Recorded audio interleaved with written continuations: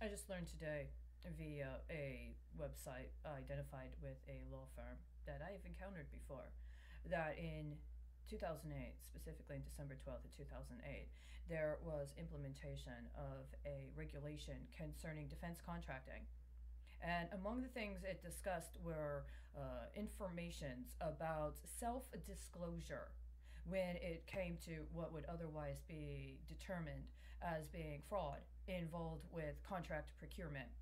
That would also include contracts with the Department of Defense. December 12th of 2008.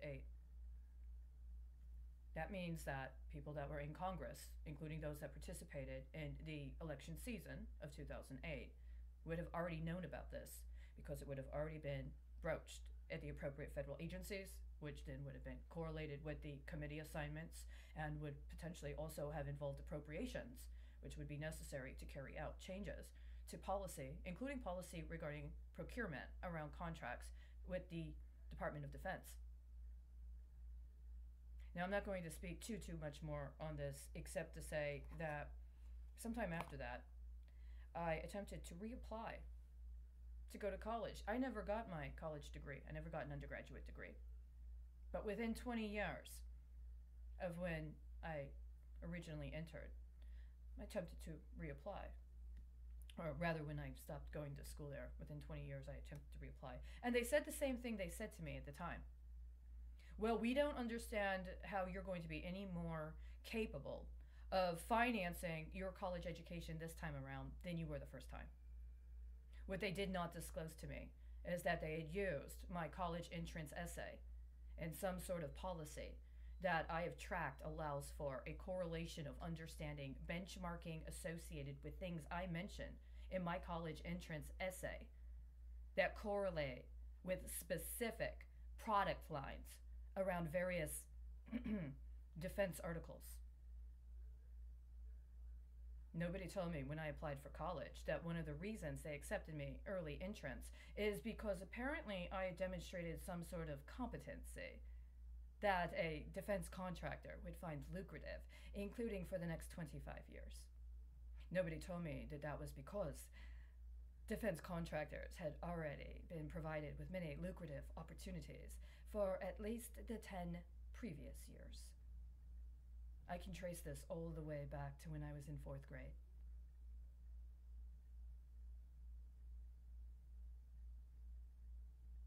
There are 2,000 young men in downtown Dallas that should already right now be preparing to become legal citizens of the United States of America for a variety of reasons.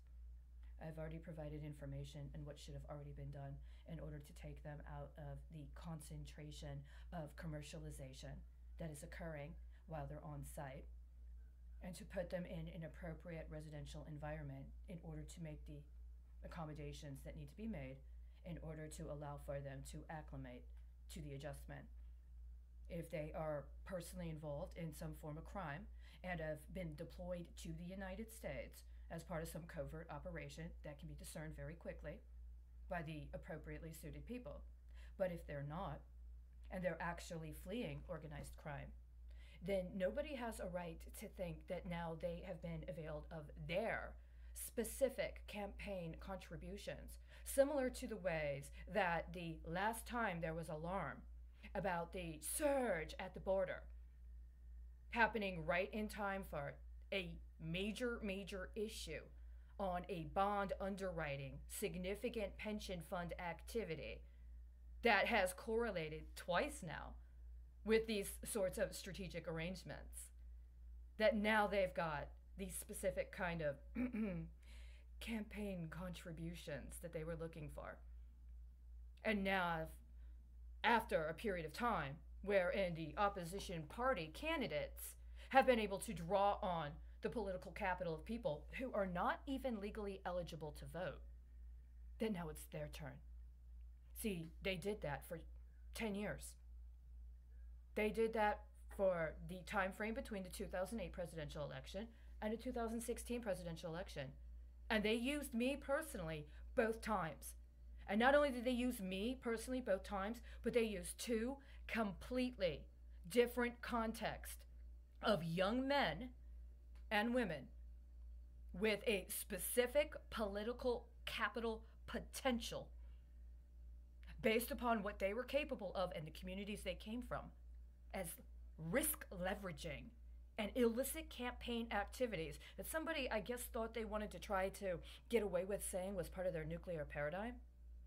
That's not what it was. It was organized crime that was able to infiltrate the government and masquerade as if they could use the cover of sovereign immunity to get away with trafficking children and young leaders. Because any one of my former students could very well, right now, be preparing their congressional run. As a matter of fact, there was a young man I encountered in 2016 who was not an actual former student of mine, but he would have been a peer of those who were. He discussed at a press conference outside of the mayor's office in City Hall about how he had been asked to the table and he pissed somebody off and he got kicked out. I heard what he said that day. I could see why he would have pissed somebody off. I would have been proud to call that young man my student, but he wouldn't be my student anymore. He also, most likely, if he was the kind of person I know I taught already, wouldn't have been a constituent. He'd have been a colleague. And that makes these people our future leadership, hopefully with us. And nobody has a right to mess with my colleagues like that.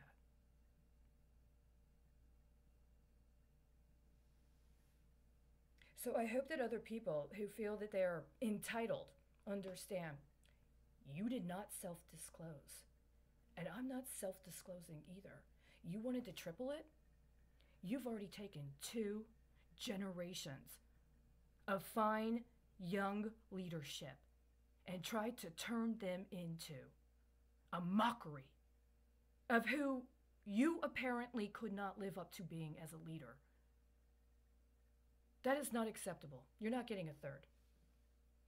You do understand that by your own terms, within 90 days, whatever your machinations were with those young men downtown will have reached their finality. This isn't just a matter of trying to pin it on Biden versus Trump. This problem is about the fact that those people that are manipulating this level and at this time frame have been able to get away with it season after season after season after season with thus far impunity. In 60 days, your mandate ends. After 60 days, well, what are you creating? What is the future leadership paradigm you're creating? What kind of colleagues are you supporting right now? They shouldn't be downtown. They should not be where they are right now. But maybe you should.